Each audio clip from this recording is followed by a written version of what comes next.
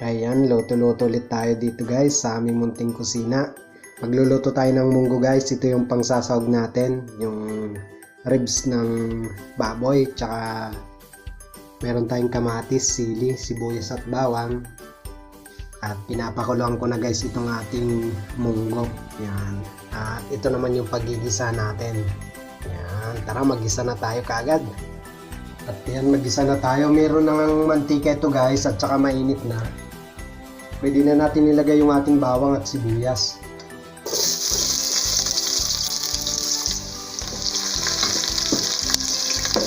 Ilagay natin at ilagay na din natin yung ating pangsahog.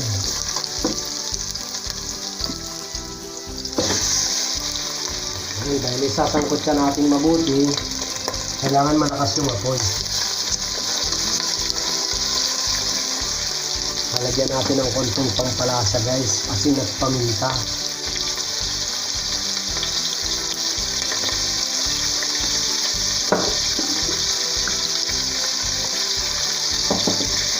At haluin natin ito.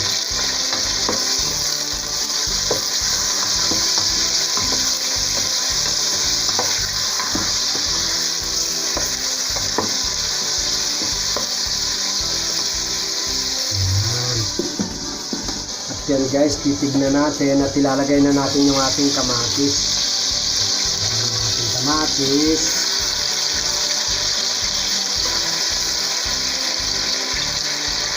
At lalagyan natin guys ng konting patis.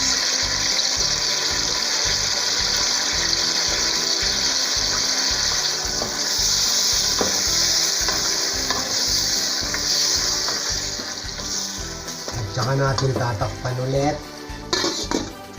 Yan, titignan natin na siya. Maghahaluin na natin siya guys. Yung ating sahog, tsaka yung ating munggo. Yan. Bali luto na siya. Pwede na natin ilagay yung ating munggo. Lagyan natin. Yan. Ganang mabilis ang luto. Yan. At dadagdagan pa natin ng konting tubig. Haluin natin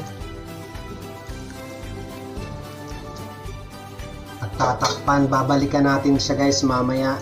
Ayan, titignan na natin. Lalagay na natin yung gulay natin. Inaan muna natin ang apoy guys para hindi ganong mausok. Ayan. At ayan na siya. Luto na po siya. Ayan, tingnan nyo naman. Ilalagay lang natin yung ating gulay, sili. Tsaka ito pala guys, rucola, hindi ko sa inyo na ipakita kanina. Yan, tingnan natin. Damihan lang natin guys ng gulay para masarap.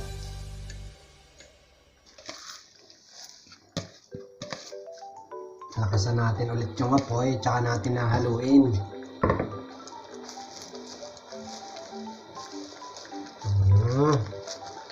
Mas maraming gulay, mas masarap.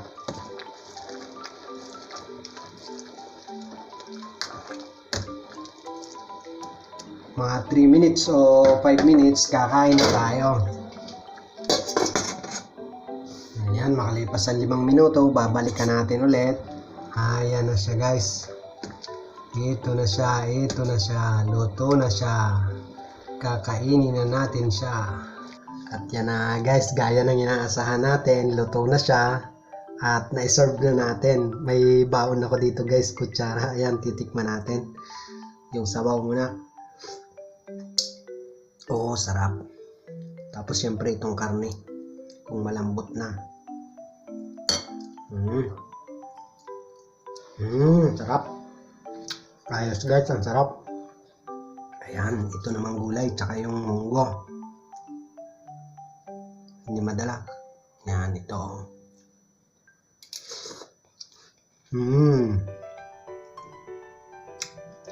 Sabaw. Mainit-init pa guys.